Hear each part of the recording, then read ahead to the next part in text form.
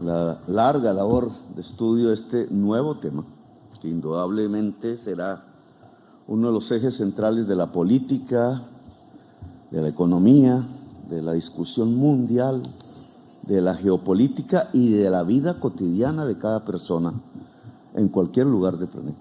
No estamos ante cualquier tema, este es un tema central.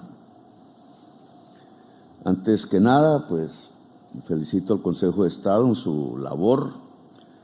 Desde la justicia será complejo analizar este tema y los impactos de este tema serán rotundos en el Poder Judicial, en el Estado, en la sociedad y en la economía.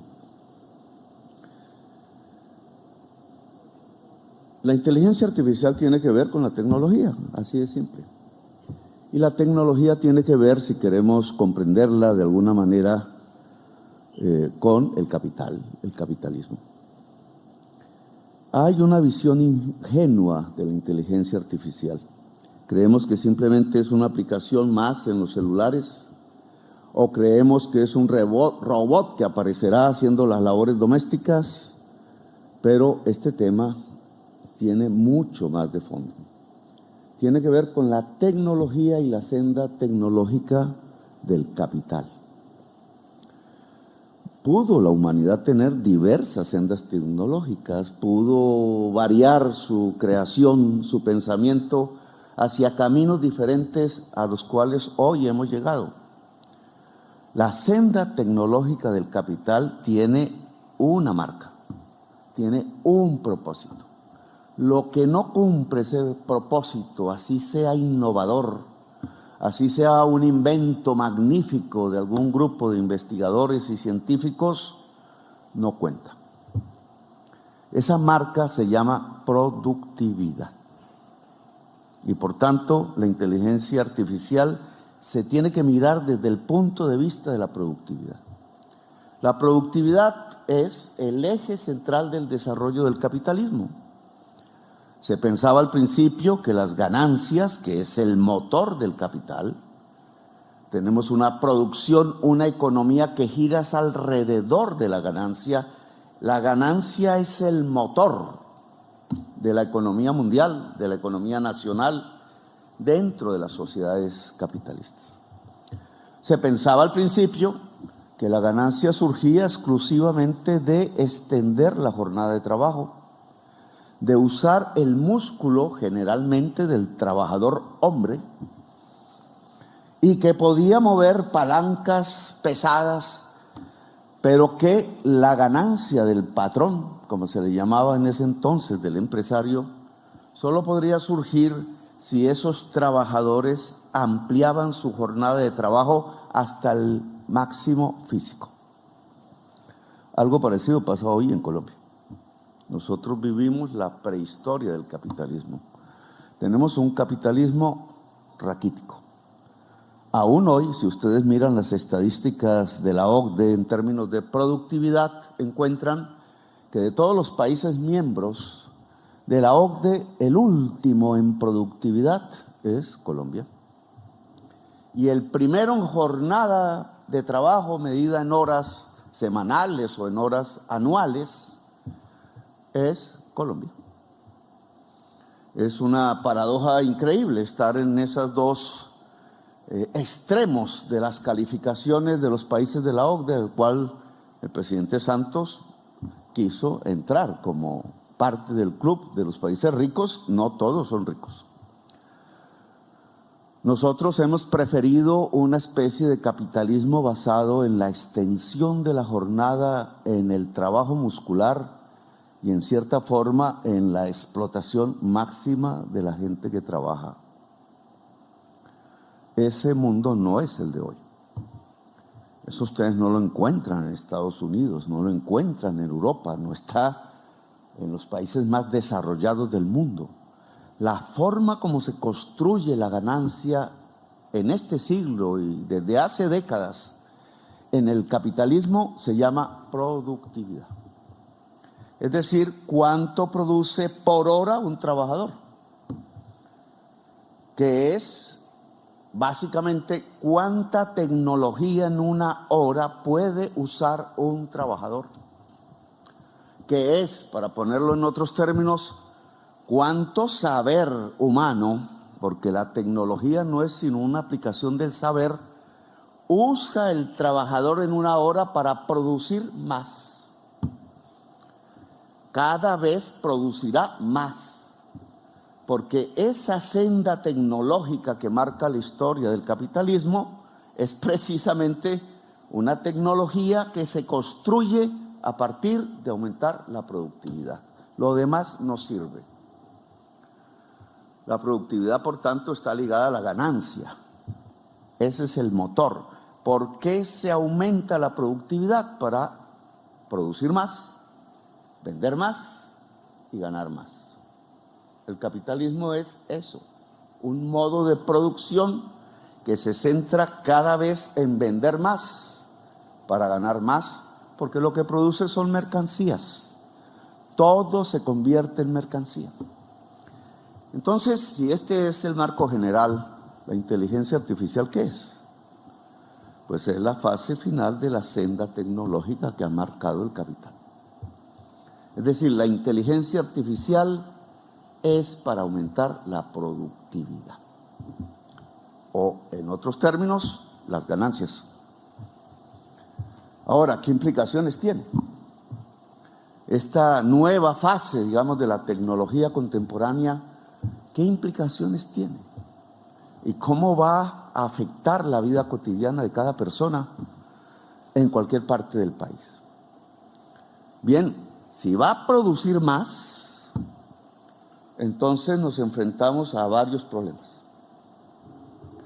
Stephen Hawking, el físico que murió hace poco, el mejor físico en los últimos años, dijo a una entrevista de televisión cuáles eran los factores que él consideraba iban a terminar con la especie humana.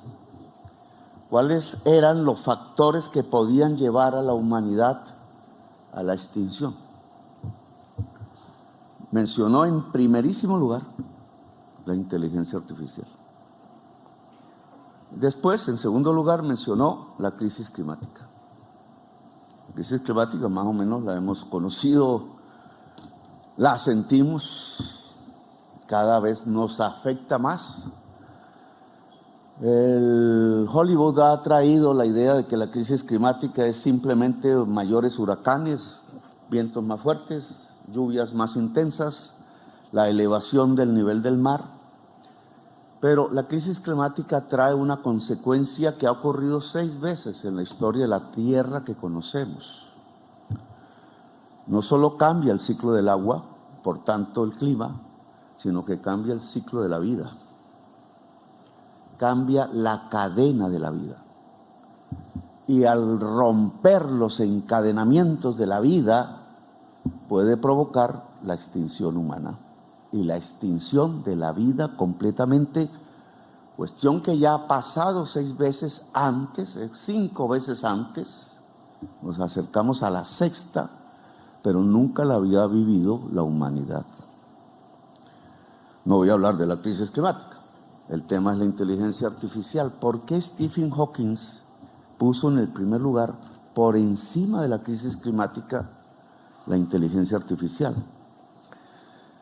Y yo me he puesto a estudiar un poco el tema porque cualquier gobernante tiene que acercarse necesariamente a este tema.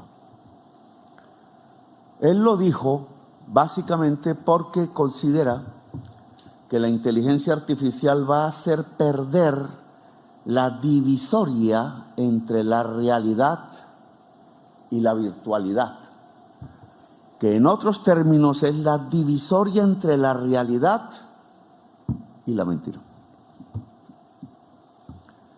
No va a ser posible, decía Stephen Hawking, que un ser humano cualquiera, en cualquier parte del mundo, sepa diferenciar realidad de virtualidad. Eso lo hemos palpado nosotros a través de lo que llaman los fake news. Pero la inteligencia artificial va a elevar de calidad el fake news que conocemos hoy. Lo que observamos en Inglaterra hace una semana, dos, que un simple fake news en medio de un contexto de xenofobia construida a través de medios de comunicación, redes, etcétera, y por una historia, el odio a los musulmanes, un fake news ante un hecho dramático que fue el asesinato de 2 niñas por un inglés. El fake news dijo que eran unos musulmanes que habían matado a las niñas y generó una oleada de violencia en Inglaterra que solo sería comparable a la noche de los cristales rotos de los nazis, cuando atacaron los negocios de los judíos allá en Alemania hace un tiempo. Esta vez no fueron los negocios de los judíos, fueron los negocios de los musulmanes. Allí es donde se puede percibir de manera precursora los peligros de la inteligencia artificial. Por eso no nos podemos acercar con ingenuidad, como si todo invento, todo avance tecnológico fuera un avance real en todos los aspectos y no representara unos peligros. Voy a tratar de hablar de 2 peligros al menos. La inteligencia artificial, al aumentar la productividad, consume más energía. Ustedes lo pueden ver hoy con un ejemplo concreto, el Bitcoin. Una moneda como cualquier otra moneda, solo que es virtual, solo que informática. La moneda en papel salida de los árboles. La moneda en plata o en oro salida pues de las minas. La moneda Bitcoin sale de la energía, sale de la información que traduce una energía. La tienes que ver en el computador y está enchufado.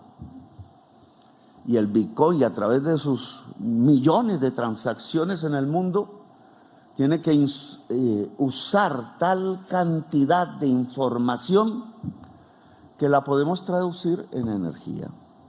Necesita la energía. Ninguna moneda necesitaba eso realmente en las transacciones, que no fuera la energía del ser humano pasando un billete al otro. Esta necesita muchísima energía.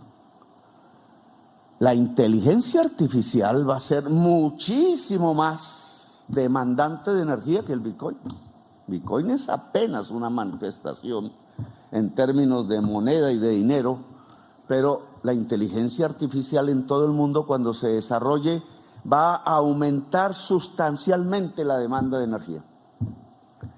Entonces la pregunta que uno tendría que hacerse, y es un peligro, es si va a usar petróleo y carbón.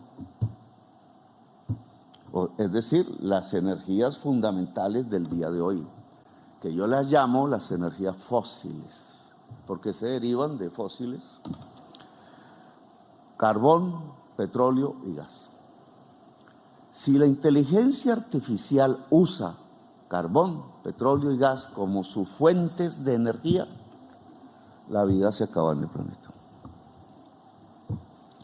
Se acelera lo que los científicos del panel de expertos en Naciones Unidas han dictaminado como escenarios de crecimiento de la temperatura en la superficie de la Tierra por el aumento del CO2 en la atmósfera. Este debate en Colombia me ha suscitado muchísimos problemas, realmente, porque en cierta forma en el proyecto político que yo he construido y abanderado en los últimos años, hemos puesto como eje central la crisis climática. Y ha sido difícil explicarla, discutirla con la prensa, discutirla dentro del Estado y obviamente discutirla dentro de la sociedad. ¿Por qué usar carbón, petróleo y gas lleva a la extinción de la vida? Pues un tema que la ciencia puso en la discusión humana, pero que la política no ha sabido traducir en acción, y mucho menos la economía. La energía fundamental del capitalismo, desde la revolución industrial, la máquina de vapor, el vapor, solo se podía producir a través del carbón. Por tanto, carbono como el químico esencial ha sido paralelo al desarrollo del capitalismo. Y si el capitalismo es producir más, para vender más, para ganar más, el ciclo de la acumulación del capital, que es un huracán que cada vez es mayor, pues cada vez consume más petróleo, carbón y gas, es decir, carbono. Y en las fábricas del capital se transforman gases que calientan por su molécula que retiene el calor del sol, retiene el calor y calienta la superficie del planeta, a tal punto que en escenarios que ya los científicos han tratado de medir, 1 grado centígrado, 2 grados centígrados, 3, 4, etcétera. Si no hacemos nada hoy, señores magistrados, y este es un tema de debate obviamente en la justicia, no solo político, Colombia no se podría habitar en el año 2070. Igual que Dubái no se puede habitar en el 2070. La zona tórrida del mundo, las zonas altas del mundo y los polos no se pueden habitar. Esto no lo cuenta la prensa. ¿Cómo hacemos nuestros cálculos si la humanidad no logra superar la crisis climática? Y la única manera para superar la crisis climática hoy es dejar de consumir petróleo, carbón y gas. Es decir, la energía que usó el capitalismo desde su inicio. Bien, la inteligencia artificial, por ser lo último en la vanguardia del sendero tecnológico de la productividad del capital, pues hace saltar la demanda de energía muchísimo más de lo que conocemos hoy. Luego hay un problema planteado. Si la inteligencia artificial no se produce a través de lo que llamamos energías limpias, destruye la humanidad. Eso era lo que Stephen Hawking había visto. Destruye la vida en el planeta. En cierta forma, hay una contradicción hoy a través de la crisis climática y a través de la inteligencia artificial, si se interrelacionan entre el capital y la vida. Las personas aquí más conservadoras que yo, pues obviamente no creerán esto. Ese es el debate de las ideas, pero esta es la realidad de hoy. Porque para poder privilegiar la vida, tenemos que regular el capital. Y eso es un pecado decirlo hoy. Mejor dicho, en las pantallas de la televisión, en los noticieros, trapearían conmigo si yo digo que hay que regular el capital. Pero si queremos la vida, hay que regular el capital. Porque tiene que tener otra energía. Porque tiene que producir cosas y otras no. Porque hay que regularlo a escala mundial. Porque suelto, sin regulación, libre, en un sentido de libertad que no es la libertad humana, pues desata el huracán de la crisis climática. Simplemente porque necesita cada vez vender más, producir más para ganar más. Bien, entonces tenemos un primer peligro, la fuente de energía de la inteligencia artificial. Si no hay una descarbonización acelerada del mundo, y nos incluimos nosotros, descarbonizar, ¿qué es? Producir sin el carbono. A eso se le ha llamado la descarbonización de la economía. Si no hay una descarbonización de la economía mundial, no es la nuestra solamente, entonces la inteligencia artificial va a demandar petróleo, carbón y gas y se acabó la vida en el planeta. Esta es una urgencia. ¿Quién la va a regular? ¿Quién está planificando el tránsito a la descarbonización? ¿Cuáles son los métodos? ¿Cuál el tiempo de la descarbonización? Porque si uno pone a un petrolero a hablar, puede ser en Colombia, en cualquier parte, dirá, por allá en el 2060, en el 2070. En el 2070 no se puede habitar Colombia, según los científicos del panel de expertos. Luego, ¿cuál es el tiempo? Bien, dejo esto como planteamiento aquí para la discusión, pero yo asumiría un segundo problema. La inteligencia artificial básicamente, a través de la nube de datos de la humanidad toda actual, puede hacer las tareas rutinarias de la humanidad. Esa es su primera fase. Tiene unos nombres ahí que no, en este momento no recuerdo. Toda tarea rutinaria puede ser hecha por una máquina. Y el lenguaje, para que esa máquina haga la tarea rutinaria, pues es matemática, son algoritmos, es un lenguaje que dicen o llamamos software o programación.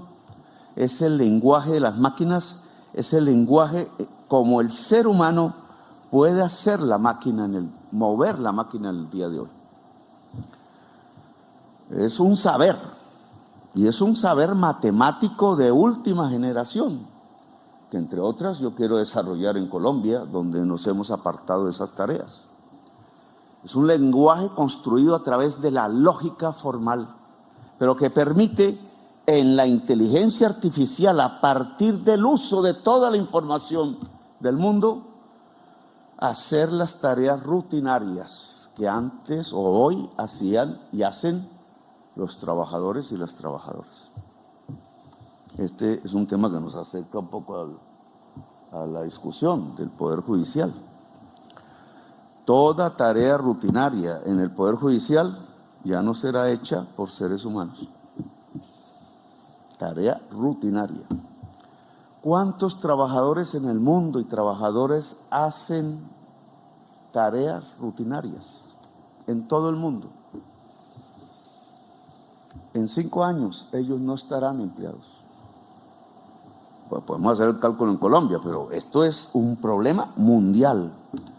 Significa que centenares de millones de trabajadores y trabajadoras saldrán a la calle. Serán despedidos. Ya está ocurriendo en el mundo, ya está ocurriendo en Colombia.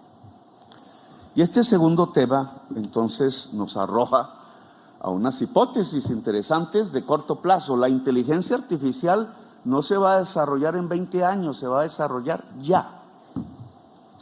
Tiene un ritmo de aceleración mayor que cuando conocimos el celular, la telefonía móvil, que prácticamente cambió nuestras vidas. Esta se va a desarrollar más rápido.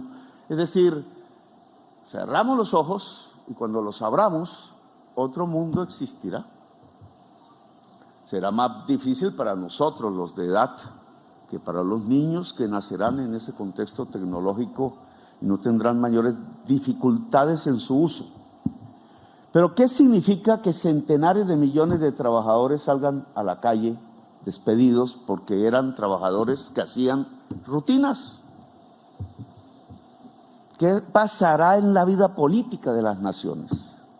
¿Qué pasará en el conflicto social de las naciones todas, desarrolladas o no? Indudablemente lo que podemos prever en un corto plazo es el incremento de los conflictos sociales en el mundo. La crisis climática traerá el incremento de los conflictos sociales y militares en el mundo, pero este estará en el corazón del proceso productivo, de la economía, al despedir centenares de millones de trabajadores. Esto no lo ve el optimista, ingenuo, porque cree que la inteligencia artificial va a ser un robot que llega a su casa y que podrá comprar en un supermercado, ¿no? A esa persona la pueden echar. Y entonces, si el conflicto va a aumentar en el mundo, si va a aumentar la desigualdad social, porque centenares de millones de trabajadores quedarán en las calles, pero la inteligencia artificial logrará mayores niveles de productividad. Entonces va a haber una discusión central en la política mundial y en las sociedades, incluida la colombiana. ¿Para quién es el beneficio de la productividad? Porque si se la apropia, quienes se están apropiando hoy, pues habrá una gente pero muy rica, los actuales ricos palidecerán. Pero habrá otra gente pero muy pobre, contada por miles de millones de personas. Un mundo así, creo yo, es insostenible. Creo yo, mata el proyecto democrático que se creó en Europa, Norteamérica y Latinoamérica. No va a sobrevivir el proyecto democrático en un mundo de tan profunda desigualdad social, en donde la única manera de poder controlar sociedades desempleadas por centenares de millones de personas en el mundo va a ser la barbarie, va a ser las rejas, va a ser los tanques, va a ser las bombas, como está ocurriendo en Palestina. Palestina es apenas el ensayo de ese mundo que yo le llamo el 1933 global. 1933 fue el año en donde Hitler subió al poder en Alemania. Ese es un camino. Es decir, la inteligencia artificial puede provocar en su mecanismo económico, que es la barbarie y no la democracia, la que se empodere en el mundo. Miremoslo por otro lado positivo, porque eso será una lucha social. Y si los beneficios de la productividad, en parte, derivados de la inteligencia artificial, se vuelven una renta ciudadana, como se ha esbozado en varios proyectos políticos en estos años, si la productividad se vuelve tiempo libre pagado de las personas, si la edad de pensión no es la que tenemos, sino 50 años, si la jornada laboral se vuelve 30 horas o 20 por el crecimiento de la productividad, entonces estaríamos asomando a un mundo diferente. Tenemos un camino que puede ser la barbarie y puede haber otro camino si se socializa los beneficios de la productividad por la inteligencia artificial, que se llama tiempo libre. Tiempo libre pago, no tiempo libre del desempleado, sino tiempo libre humano. Y aquí hay una nueva dimensión. Claro, esto implicaría una regulación mundial, un poder público, implicaría otro tipo de cultura, implicaría otra sociedad y otra humanidad. Porque si la humanidad tiene el tiempo libre cada vez mayor, la riqueza de las naciones se mediría y las riquezas de las personas se mediría no por cuánto tienes, sino por cuánto tiempo libre tienes. ¿Para qué serviría el tiempo libre? Un comentarista ahí en mi Twitter dijo, esa es una visión hippie. No, los hippies fueron una reacción a la jornada extensa del trabajo en su época. No, esta es otra cosa. Esto significa gente creadora, porque el tiempo libre permite la creación. Si lo coloco en la antigüedad, los antiguos griegos, hombres ricos, porque las mujeres no tenían esa posibilidad en Grecia, ni los esclavos, tenían el tiempo libre y por eso produjeron lo que produjeron. Aún hoy leemos a los griegos antiguos, aún hoy son fundamentales. Un señor como Aristóteles dijo sobre la economía, que él se inventó el nombre, que había dos economías, una buena y una mala.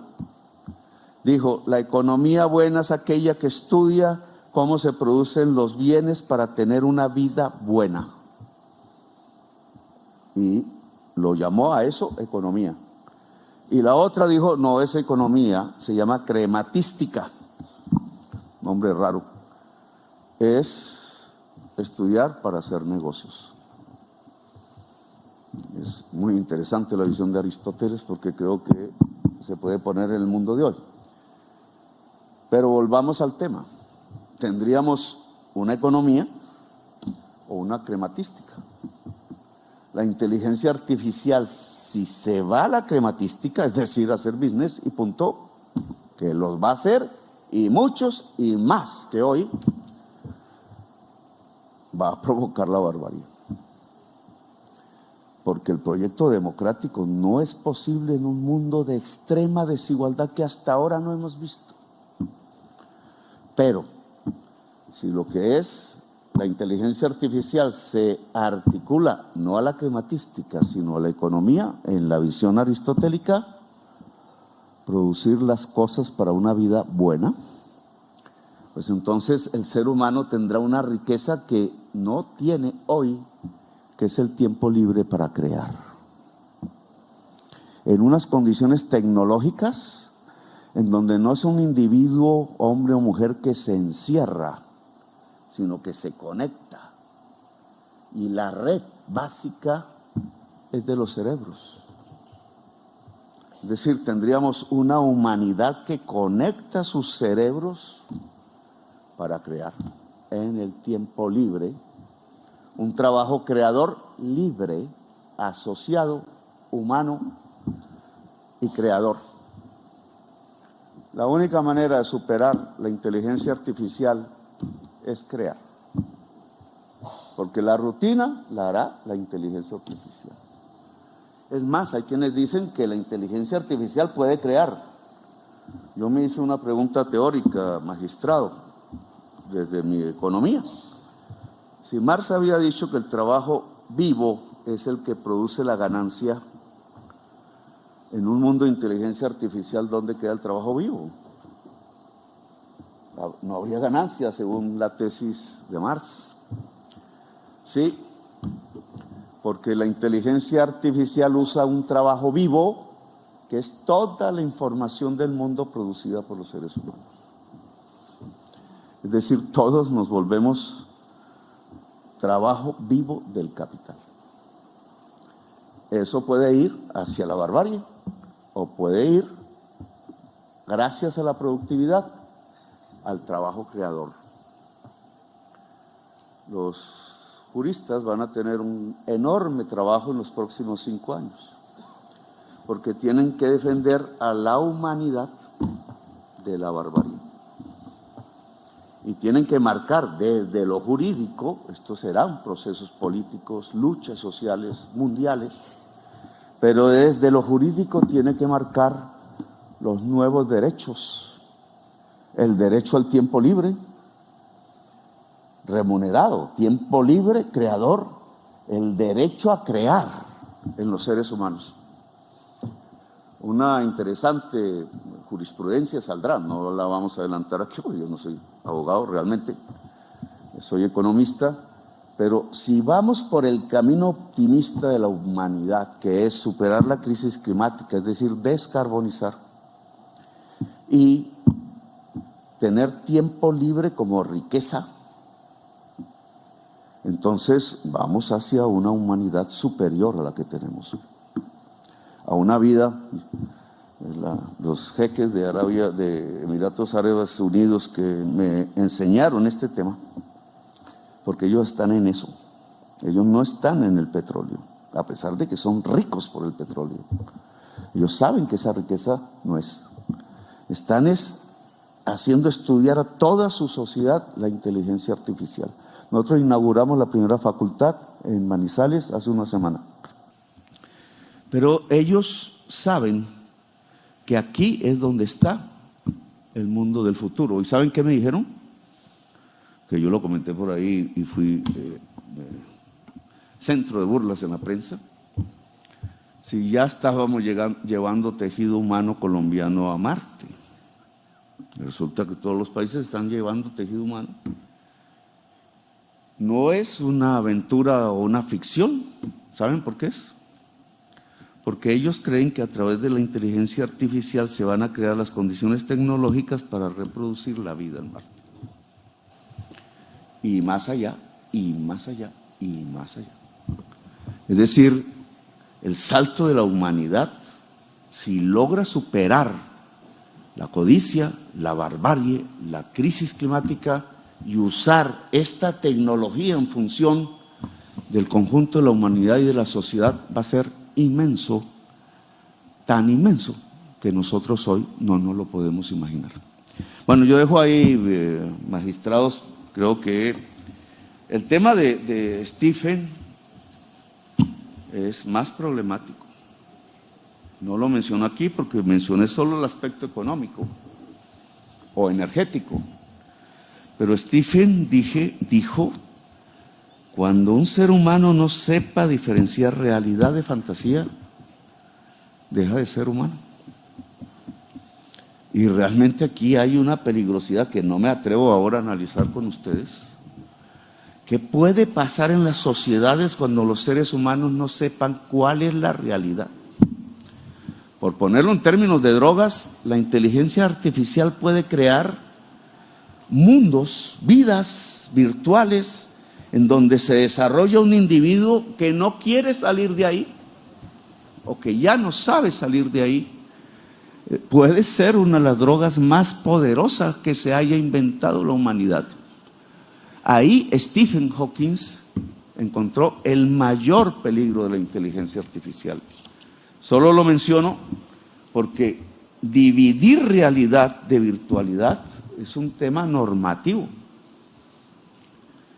Esto tiene que analizarlo el Congreso de Colombia, incluso, y lo está analizando los congresos del mundo.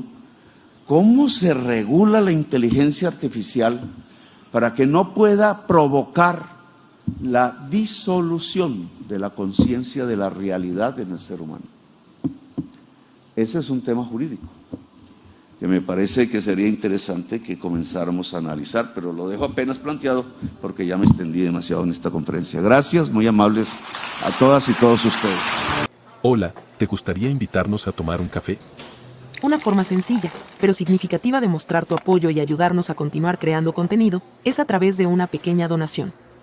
Puedes hacerlo a través de Nequi. 322-935-0646. Recuerda, no importa la cantidad. Cada café cuenta y es profundamente apreciado. Gracias.